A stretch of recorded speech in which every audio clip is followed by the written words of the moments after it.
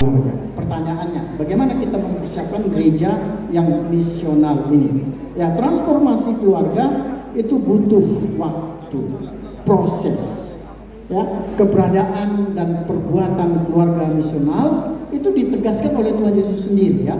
Kamu gitu, ya, dalam bentuk jamak itu adalah garam dunia, adalah, ya.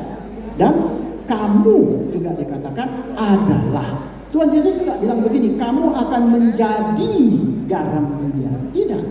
Ya, kamu adalah hakikatnya, ya, keberadaannya.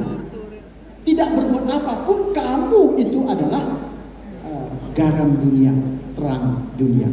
Jadi walaupun seperti itu, ya, tidak serta-merta keluarga itu menjadi misional. Itu merupakan satu proses yang menurut saya, salah satu cara adalah melalui baca Alkitab dan kelas KBA.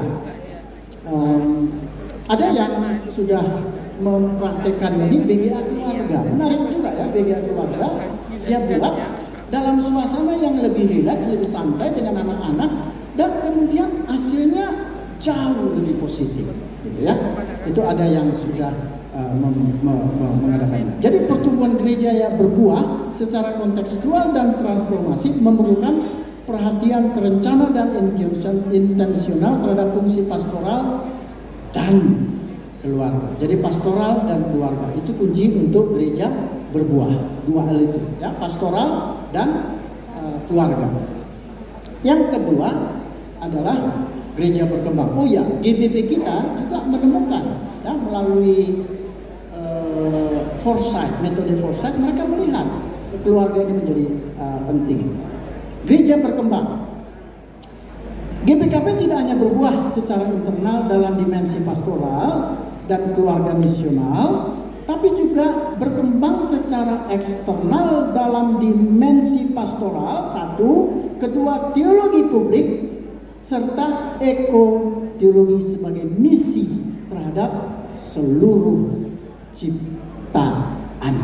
Ya, dengan sengaja kita pakai istilah seluruh ciptaan. Jadi tiga, ya. Ada pastoral eksternal, teologi publik, dan ekoteologi. Apa maksudnya? Mungkin saya bisa jelaskan sedikit. Fungsi pastoral yang sebelumnya disebutkan penyembuhan, pemeliharaan, pembimbingan, pendampingan tidak hanya berlaku internal tapi juga eksternal. Namun dalam pengamatan saya sekarang ini untuk konteks kita di Indonesia, penyembuhan sebagai fungsi pastoral menjadi pelayanan gereja terpenting dalam rangka pertumbuhan gereja eksternal. Dari berbagai fungsi pastoral gereja seperti tadi itu, ya, penyembuhan, pemeliharaan, pembimbingan, pendamaian, maka fungsi pastoral itu lebih mengekspresikan gereja yang berkembang. Mengapa? Fungsi pastoral penyembuhan menjadi penting. Ini beberapa data dari Organisasi Kesehatan Dunia. Dia keluarkan data begini, ya. Itu ada linknya, jadi nanti bisa kita searching sendiri. Nah, secara global, ini di seluruh dunia ini, 1 dari 7 anak, ya, 1 dari 7 anak. Jadi kalau ada 7 anak kumpul di situ, 1 itu umur 10 sampai 19 mengalami gangguan kesehatan mental. Jadi kalau ada 7 anak di situ, 1 itu gangguan mental. Ya, yang pasti bukan anak KKR kita, ya. Kemudian apalagi? Bunuh diri menjadi penyebab kematian ketiga untuk kaum muda yang usia 15 sampai 29. Yang ketiga dari WHO bilang begini, 1 dari 8 orang di dunia, 1 dari 8 hidup dengan gangguan mental yang menyebabkan gangguan dalam berpikir, emosi, dan perilaku. 1 dari 8. Tapi itu nggak berlaku di kita ini semua, ya. Itu di luar sana itu. Kalau kita kan enggak, ya 1 dari 8, waduh bahaya juga. Itu nggak berlaku untuk kita, gitu, ya. Di luar itu. Ini kan pendeta pertodiaan. Aku sudah buat semua. Bagaimana dengan remaja di Indonesia? Ini survei yang dibuat oleh Universitas Gadjah Mada kerjasama dengan yang lain. Mana memperlakukan mereka? Tahun 2022 dilaporkan begini ya. 1 dari 3 remaja Indonesia, ini Indonesia yang umur 10 sampai 17, 1 dari 3 memiliki masalah kesehatan mental.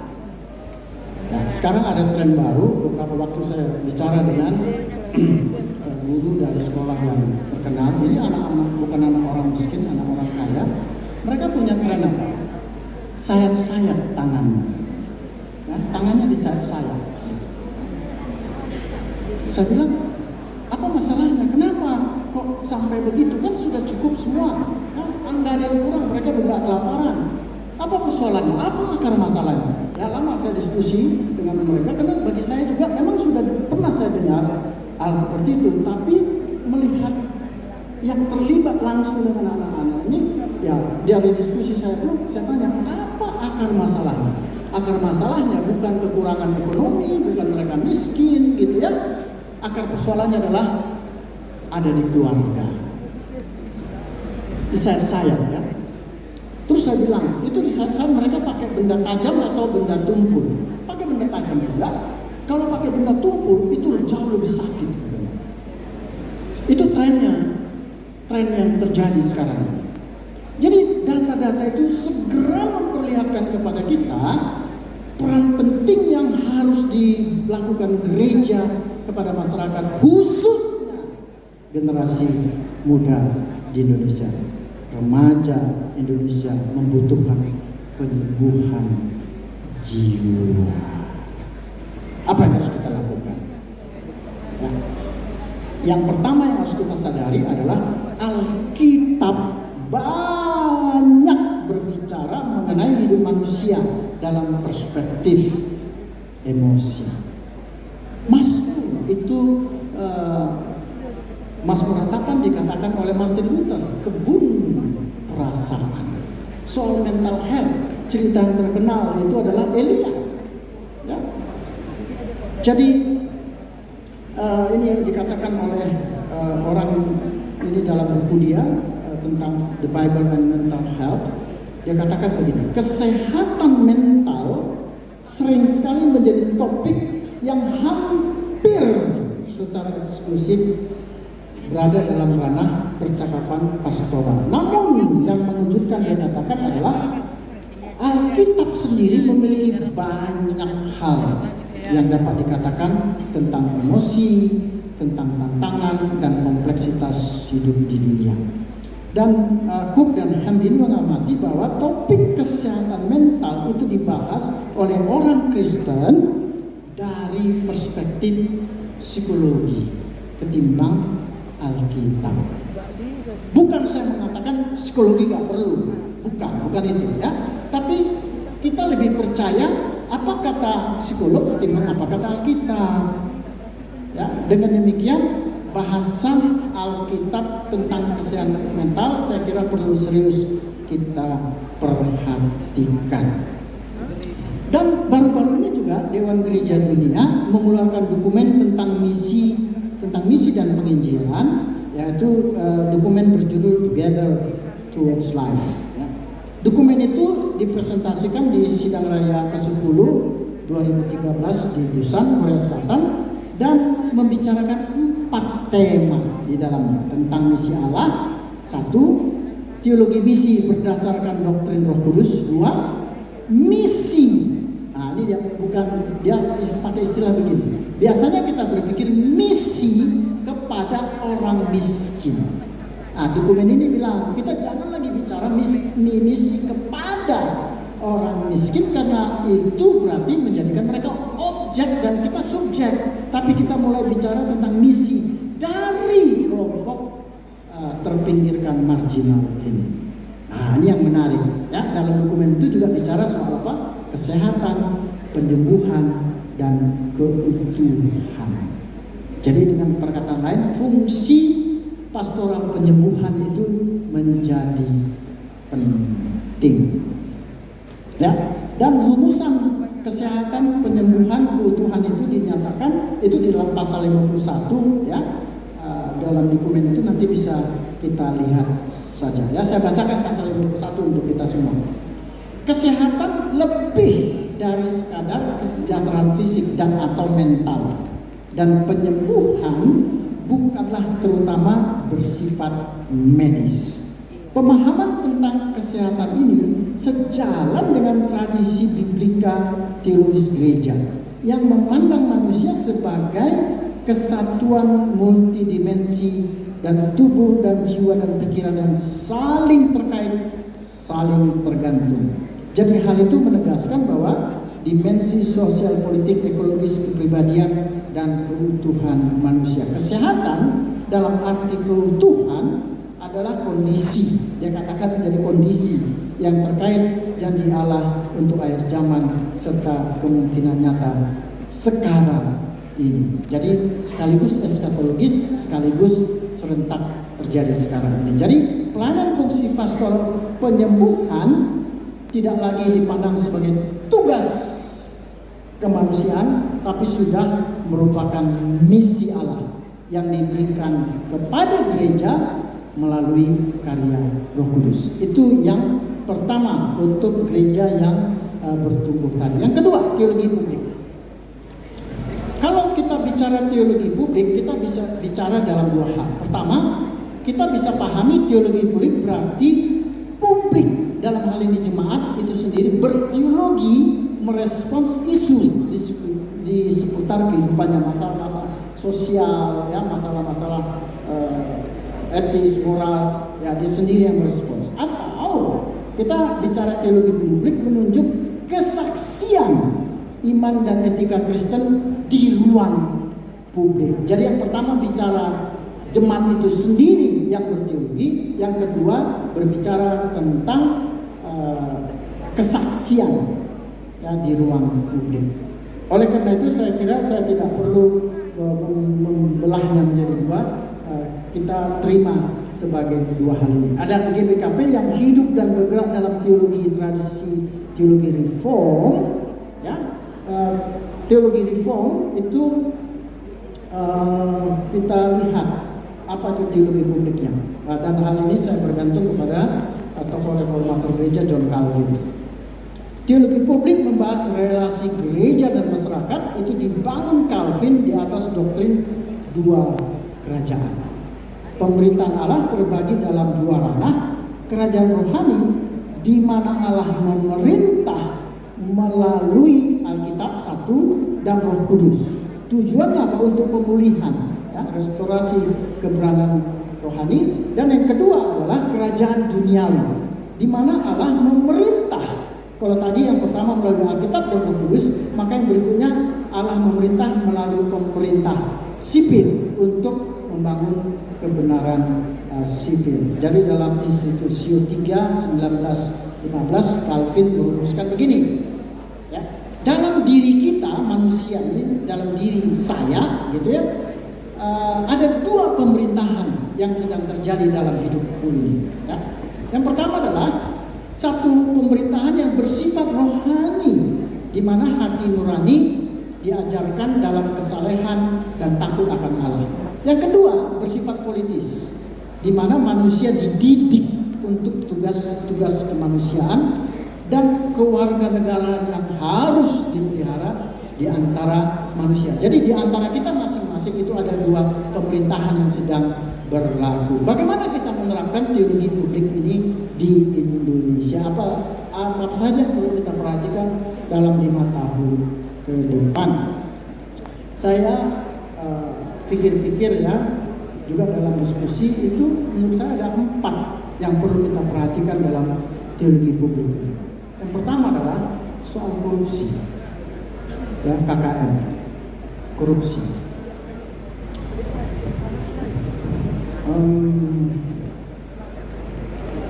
Oleh anugerah Tuhan, saya beberapa tahun tinggal di negara kita, ya, untuk studi Singapura. Singapura itu nggak punya apa-apa. Jangankan sumber daya alam, air saja mereka beli dari Malaysia. Tapi kita tahu negara itu kaya raya makmur.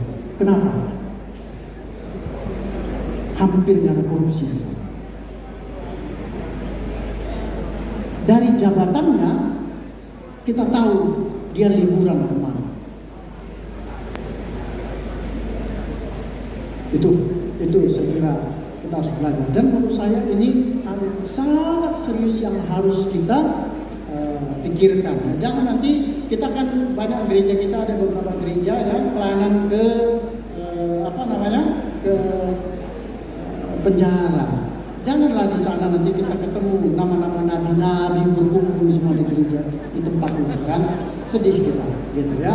Lengkap semua nabi dan nama rasul di dalam. Ya sedih lah ya. Jadi soal korupsi ini kita lihat trennya itu bukan lagi miliar, bukan lagi puluh triliun, ya, tapi 200 triliun. Saya nggak kebayangkan 100 triliun. Kalau 100 triliun itu dibelikan kerupuk udah berapa lama? Itu yang pertama. Yang kedua adalah terhadap orang miskin. Ini harus betul kita perhatikan. Ya. Laporan ekonomi memperlihatkan bahwa kelompok menengah itu turun drastis. Jadi banyak orang miskin yang harus mendapat perhatian kita. Dan Paus yang meninggal, ya, Paus Fransiskus, dia memiliki legasi warisan sebagai orang yang memperhatikan orang miskin.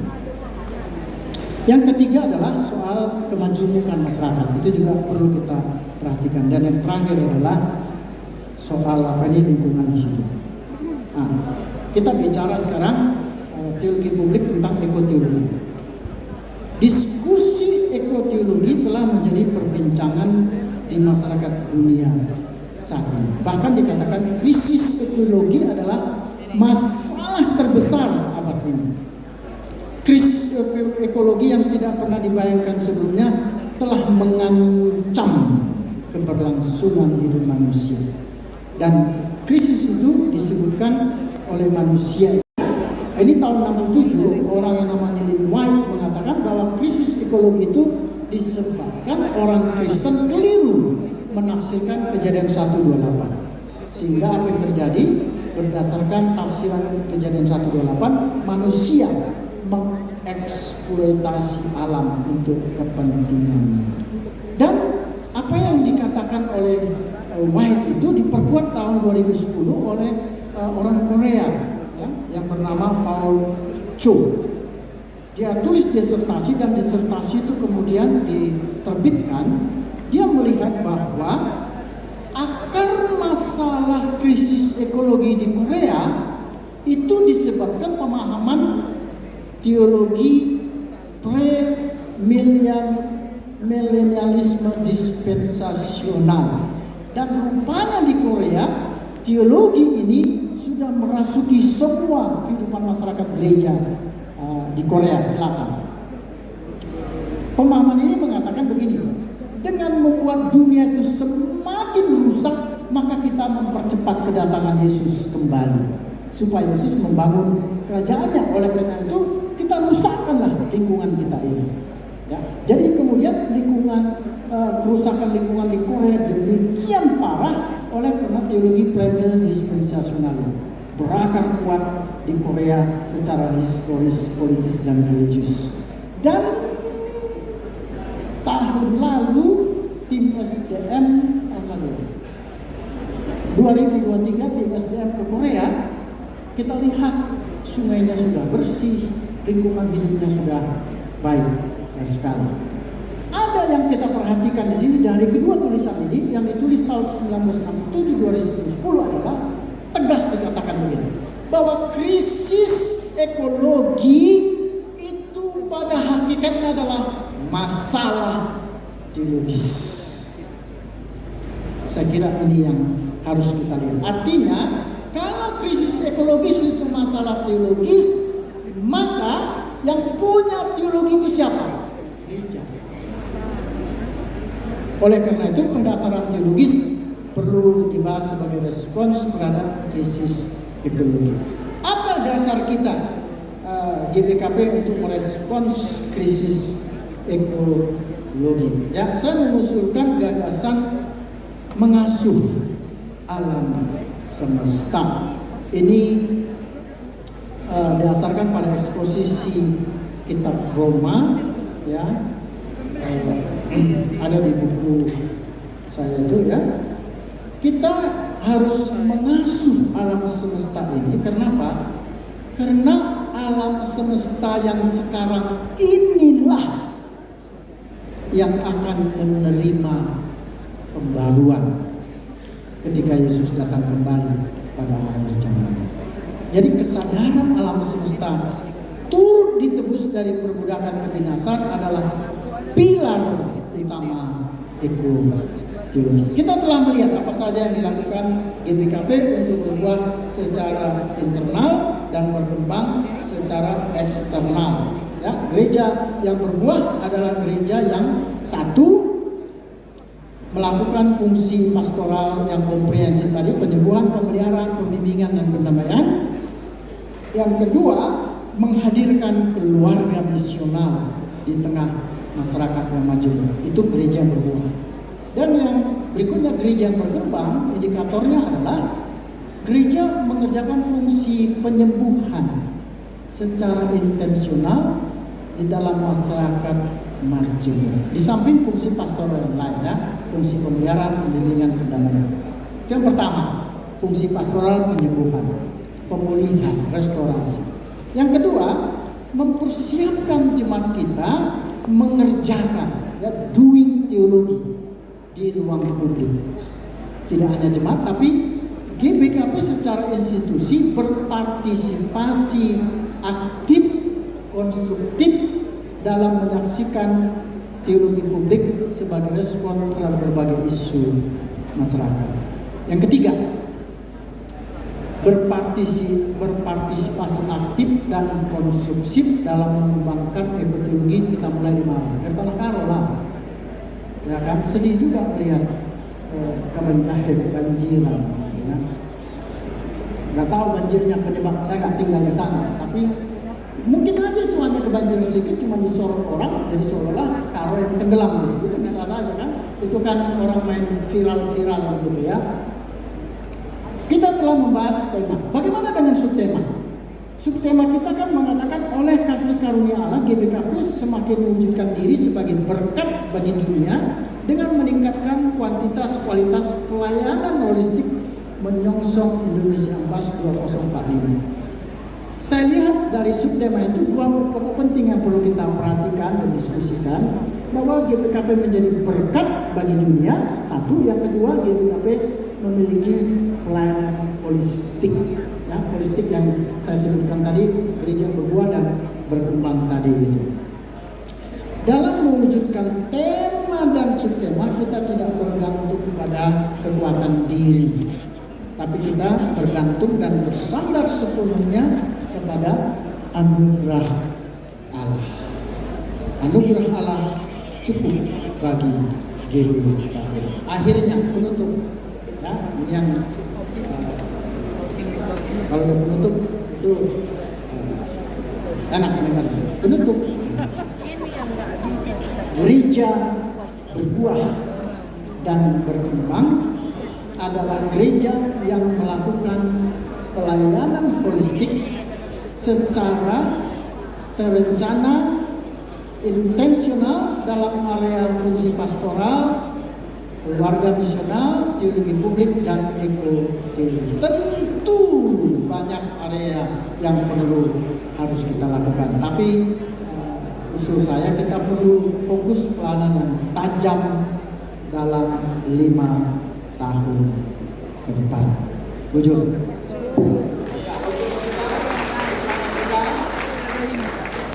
Peserta sidang majelis Sinode Semangat OP diteruskan ke sesi tanya jawab. Dari sisi pemilu narasumber, maka ilmu kami lebih grup nanti karo